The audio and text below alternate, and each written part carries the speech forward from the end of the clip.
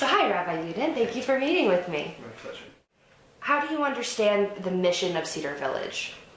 I think the stated mission of Cedar Village, and don't hold me to this quote, I think it's to make aging an enriching experience. I think to broaden that a little bit, I think the mission of Cedar Village is to allow people to feel fulfilled even at the later stages of their life when they may feel less productive because they're not working, because they're limited by the limitations that come with age. And we give them an environment where they can thrive and be themselves, the same selves that they were for the past years. And that really is making aging an enriching experience, continuing to learn, continuing to grow in their spirituality, to continue to feel and be productive. I think that's what we provide to them there. How do you see the spiritual care at Cedar Village as a part of that? People, I think, inherently and innately are spiritual beings. Some of us feel the need or just naturally tap into that more than others. For those that are spiritual, that continues to be a need for them even more so at that part of their life. Those that are Jewish across the spectrum in Cedar Village, I think is very special. Whether they're more traditional, Orthodox, more progressive, conservative, Reform, we allow them to continue to flourish and continue to find opportunities both through prayer, worship, as well as study. And I think that really helps the mission of continuing to be productive and continuing to flourish. For those who are not innately spiritual, it gives them a chance to view some of the struggles in the senior stages of life, the geriatric stages of life, through a spiritual lens if they so choose. Have you made any mission-based changes to Cedar Village's spiritual care in the 7 years that you've been there? I wouldn't say changes. I would say I've moved along a specific aim that I had to make specifically practical Orthodox Judaism something which people look at not as limiting, but as something which they can appreciate.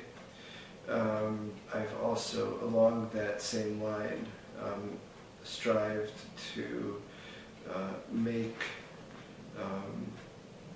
some of the stereotypes and kind of stigmas about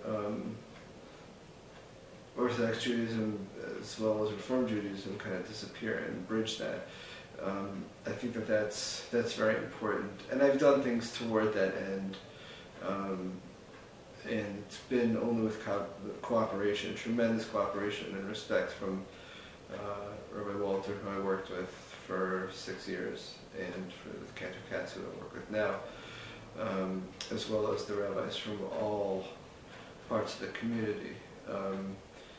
I think that building hospice and being involved in the team that built hospice also helped with the spiritual goal, the general kind of mission of Cedar Village and the spiritual aspect of it, of allowing us to continue with that, the same continuum of care, even toward the culmination of life, as opposed to giving over the person to another hospice service at the end of life.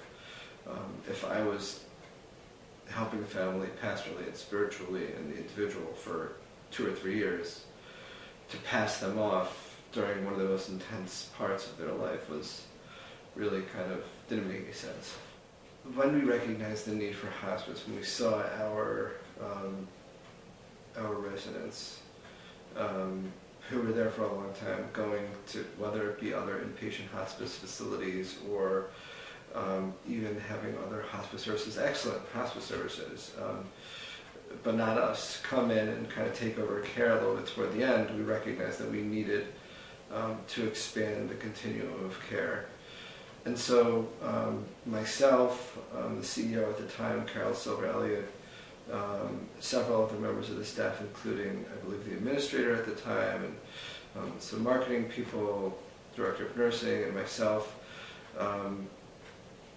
went to other Jewish hospices in Ohio, Columbus, and Dayton, to kind of see how they built their hospice.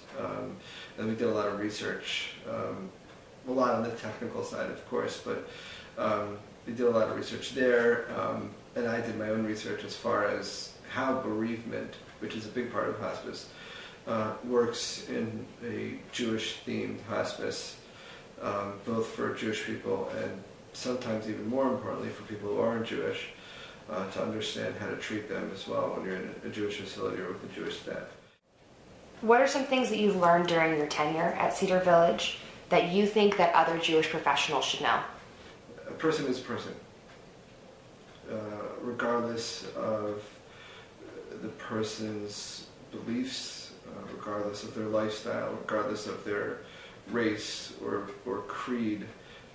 At our core, we have the same human needs. The need for attachment, the need to feel important, the need to be productive. And that applies to both to the way that we interact with people as Jewish leaders, people that we serve, as well as the way we see other Jewish leaders, to borrow a political term, across the aisle.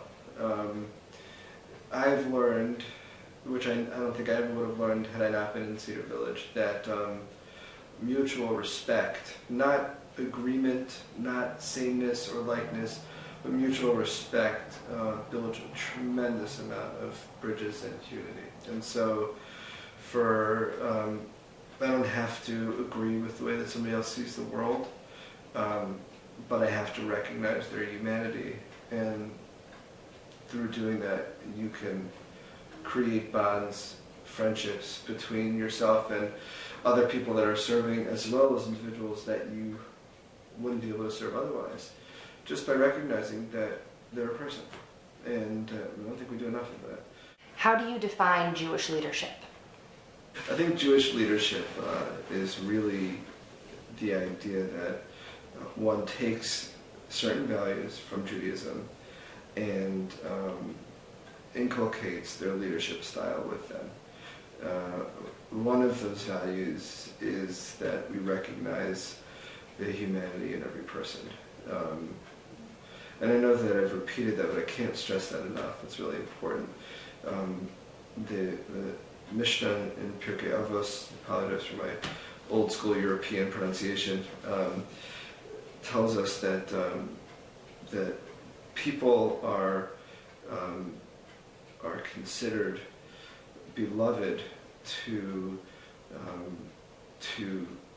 God because we're called children of God. And so, we recognize that every person has a place in this world. That's the most Jewish idea, that there's a master plan, so to speak, that God is involved in the details of our everyday life, allows us to look at individuals as part of that details, part of those details. If I'm an important part of the plan, if I'm a cog in the great machine of life, and so are you, so why do I look at myself as any more important than you do? I may be the person who's leading and driving and maybe helping show other people where their cog fits into the machine, but without them the machine doesn't run. And so I think that Jewish leadership is basically taking the idea that every human being has a part in the plan of the world, and governing our leadership style accordingly. One person is more important. We all have the same job. We just have different roles. Our job is to make the world a better place. Every person has a different way of doing that. And as leaders, our job is to recognize that every person is important and that we can only help them find that importance in their place within the community. Thank you so much. Does that work? Perfect.